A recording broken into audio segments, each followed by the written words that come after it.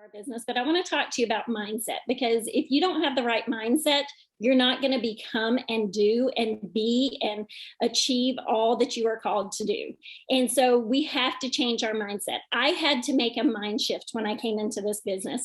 Many of you know that I traveled as an evangelist and an author. I'm a mom, I'm a grandmother, all these things, all the things. So I had to make a mind shift of becoming the CEO and the business owner that I wanted to become. And that means shifting how we think sometimes.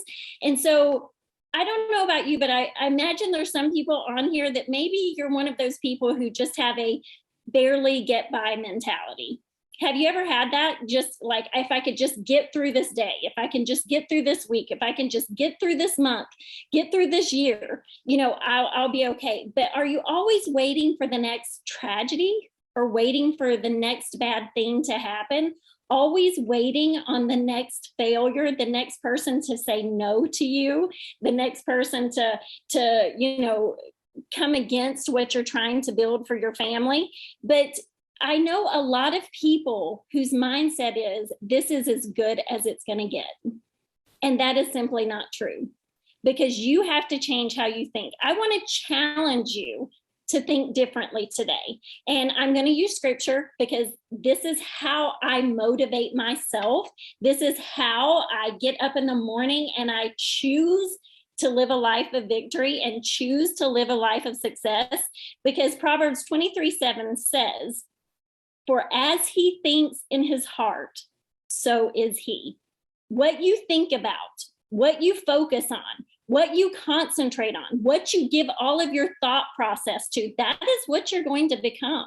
And if everything is always negative, you will live a negative life. So we can set major limits in our own lives, in the lives of our children and the people around us, simply by displaying a perpetual, that's my lot in life mentality. And I don't want my kids to settle because I settled. I don't want them to just go through a so-so life because I gave them permission just to be so-so. I want them to pursue greatness. See, we're creatures of habit, and that means we're creatures of good habits and bad habits. The things that we do every day, we become products of our thoughts if we don't awaken to the possibility of change. And we have to awaken to that, because maybe you grew up in a home of lack, or maybe a home where it was a very negative household. But chances are, no matter what you grew up in, chances are you have learned those exact ways of limited and negative thinking. And most likely you have carried them into your adult life. We all have. I have carried over thought processes that should never have been carried over into my adult life. But sometimes I think, I had to come to this realization that sometimes I don't even question those realities. I don't even question why I think that way. And we have to challenge ourselves sometimes. Why do I think that way? We act as if we don't have the power to make changes, to venture off the beaten path and to tread into uncharted territory. Why not? Why not get off the beaten path that you've always been on? We become complacent and comfortable with the status quo of our life, and we never wander out past the walls of our own set limitations. We would rather succeed at nothing than to fail at something. And that is a hard reality pill to swallow. We give up before we ever get started. I love this scripture, and I love it because it shows me that there are greater plans for me than I have for myself. Jeremiah 29:11 says, "For I know the plans I have for you, declares the Lord. Plans to prosper you and not to harm you. Plans to give you hope and a future." I don't know about you, but I love knowing that there are greater plans for me than I thought were possible. That there's a hope for me. There's a future for me paved out. But you know what? I got to do a little work to get it. I got to believe. I got to change the way I think, because God has great plans for you today. Each one of you ladies on here, you are not exempt. God has great plans for each one of you. But take off the chains that are binding you. Take off the things that whisper defeat to you in the morning time. The same old thinking will always get you the same old results every morning. It is a form of insanity to continue doing the same things every single day, but expecting a different result. If you do the same thing every day, you're going to get the same result. It's just like the health plan. If you stick to the plan, you're going to continue getting results. But you have to do the work. Start seeing a new vision for your life and the lives that you will impact in the future, because you can change the path of generations that follow just by declaring God's promises and changing your perspective, because you are being stirred to wake up to your potential today. I hope you are being stirred. I hope what you've heard has stirred you today, because maybe you believe that the actions and the opinions of others can hinder your progress. Maybe you believe that what other people do and say can change who you are. Because can I tell you, my husband always says that opinions don't pay rent. Opinions don't get my kids through college. Opinions don't pay my mortgage. Opinions don't buy groceries. Opinions don't get money in my retirement to set me up for success down the road, because the chains that threaten to hold you back are your own beliefs about who you are and what you are capable of. Change the way you think. Sometimes we have to change that perspective in life. We have to choose to change how we interpret what is happening around us. I can get up narcissistic in the morning, my coffee spilled out because I didn't put a cup under the Nespresso machine. You know, I have this happening, I have that happening, but you know what? I can change how I view that and how I respond and how I react to that. And it will make a difference in my day, because how we perceive our circumstances can make or break us in every given situation. But it also shapes how we think and how we engage with people around us. The way I perceive things will shape how I engage with other people. But perspective can also create opportunities for growth, or it can hinder our progress or restrict us in life. It can cause us to walk in this. I've had this happen. It can cause us to walk in constant offense, bitterness, jealousy, and it locks us in a comparison prison where we never reach our full potential. Have you ever been that way? If you've been in that comparison prison, just go ahead and put a 5 in the chat. No 1s, because I mean, we're all out 5s on the comparison as women. We just compare ourselves. But you know what? We don't want to walk in that. I'll never forget, because the right perspective shows us, and someone said it earlier, I don't know if it was Yolanda or Michelle, but about failure being a part of learning. Perspective actually shows us that failure is a part of learning, and life is hard sometimes. But how many of you know life is hard? Life sucks at times, right? I mean, some of the things that happen, but guess what? You can do hard things. You are a woman. You are a CEO. You were built for hard things. You are built for intense life that happens. So you can do that. You can do the hard things in life.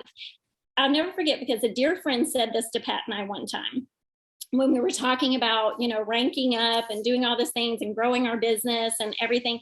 And she said this to us. She said, many people want the stage of success, but very few are willing to walk the stage of growth.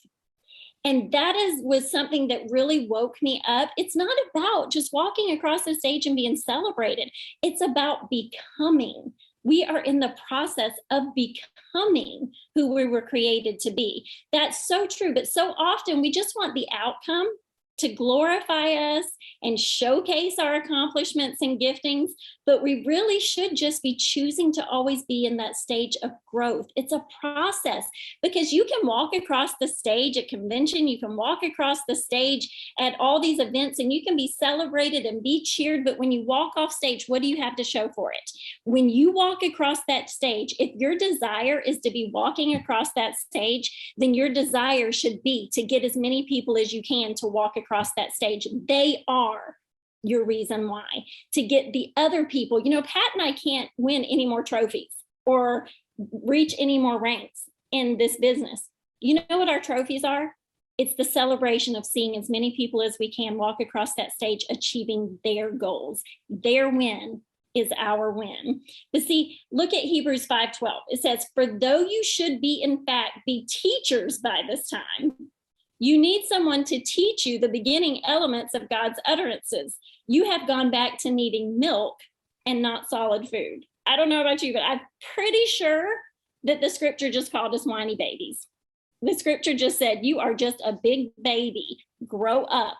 See, that is sometimes we have to realize it's not just about us. It's about becoming someone who no longer needs to be pampered and babied and become the one who is teaching other people. For some of us, and I know you're going, ouch, Karen's getting on our toes, stepping on our toes today. But that's because I love you enough to say we can be better. We can be more. We can do more. We're just waiting sometimes for someone to come along and put the bottle in our mouth and feed our insecurities and our self-doubt and our lack of self-worth. But how many of you know on here today that isn't it time that we graduated from that mindset? Isn't it time that we got past that? Isn't it time to put down the bottle and the pacifier and graduate to solid thinking that's going to lead to strength in our mind and our bodies and our lives? See, I don't have time for pettiness anymore.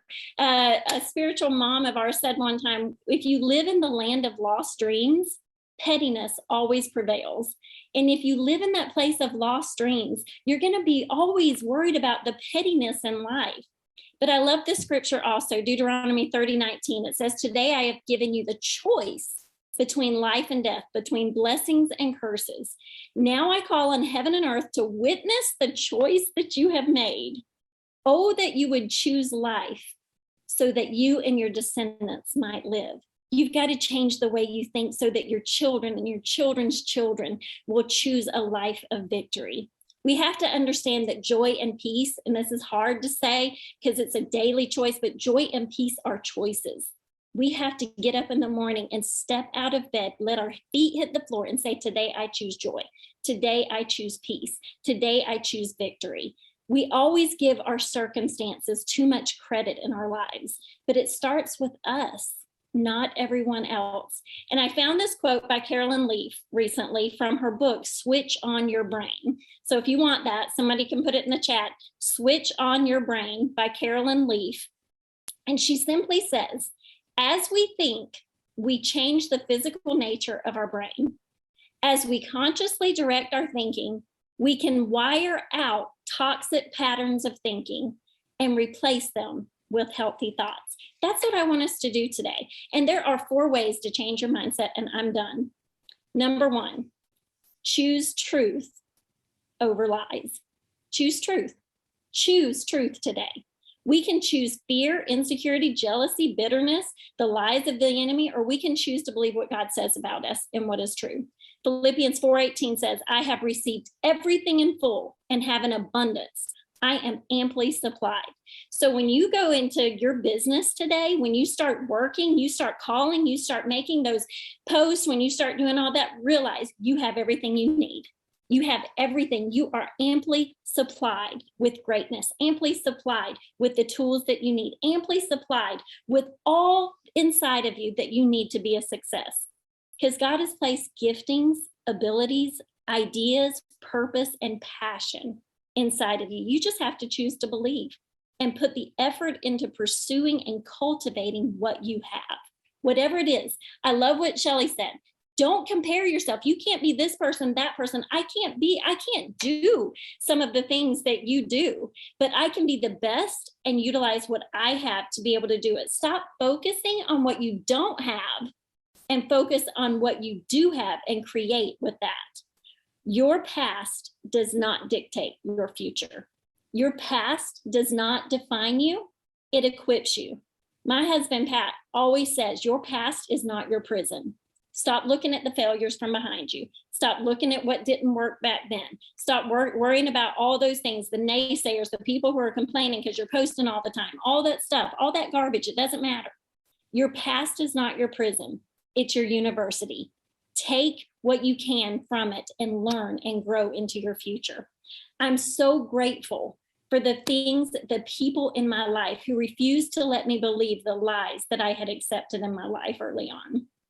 Those people who God used to stretch me, to challenge me, my limited mindset, the ones who made me uncomfortable and said to me, Karen, you can do more. You can do better. You can dream bigger. You can become more than what you have become. For those people who said, go for it, don't settle. If you stop here, you will always live in the field of what ifs. I don't want to live in the field of what ifs. Number 2, stop, challenge, and choose. Think on things that are positive. Philippians 4:8, whatever's noble, right, pure, lovely, admirable.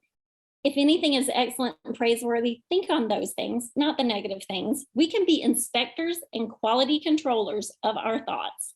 When the wrong perceptions and perspectives come along the conveyor belt of your minds and thought factory, you can examine them, challenge where they came from, who they came from, and if they don't meet up to the standards of what you want in your life, you can choose to remove them from your hearts and your mind and replace them with what is true. Open up the back door and say, get out to the negative thoughts. Number 3, stop comparing yourself to others. You've heard that already. So often we can get caught up in the comparison trap and compare our life, our day, our abilities, our giftings to that of someone else's highlight reel on Instagram, Facebook, and Twitter. And we begin to devalue and diminish our own gifts that God gave us and the awesome destiny that He has. Stop comparing your chapter 2 in life to someone else's chapter 25. Because you don't want to fight what they had to fight through to get where they are. Live your life, enjoy what you have, and build and create off of that. Number 4, the last one, stop settling and give yourself permission to dream. Give yourself permission to dream. Stop allowing fear to make you a squatter in the land of settle and mediocre, because fear is the quicksand of the runner and the pit that cages the lion in you today. You need to let the lion out and roar again and set up for success, because settling is a repercussion of allowing the voice of victory that once rang loud in your ears to become an echo of what could have been. Sometimes the obstacle, ladies, sometimes the obstacle is the way. And some of you need to hear this today. Sometimes your mountain that's standing in your way was not meant to be moved. It was meant to be conquered. So you need to put your hiking shoes on and you need to start climbing, and you need to conquer that mountain in your life. How many dreams and victories have we missed out on? And how many times have we stayed in our bondage and mental prisons and dysfunctional mindsets because it was easier to settle for comfort of our normal than to go down the road less traveled? If the road less traveled was easy, it wouldn't be less traveled. I want to be on the road less traveled. Quit allowing the bar of expectation to be lowered in regards to who you are. And this is my last thing. Cancel your permission to think small. Don't miss your moment. You get this one life. Make it count. Make the dash on your tombstone one day make a difference. Make it mean something. Don't waste it on pettiness and small dreams. Don't waste it worrying, holding grudges, or trying to please everyone, or just trying to survive. Develop a pace and a determination where you have patience and stamina for the long run for your dreams. Strive to finish strong. Set goals. Be intentional in all that you do. And I want to tell you, rest and recharge when you need to, but for the love, do not stay there. Get up and get moving when you're recharged, because while busyness may not be a spiritual gift, idleness never sees their dreams come true. Change your thoughts, change your mindset, and change your future. So I hope you enjoyed that.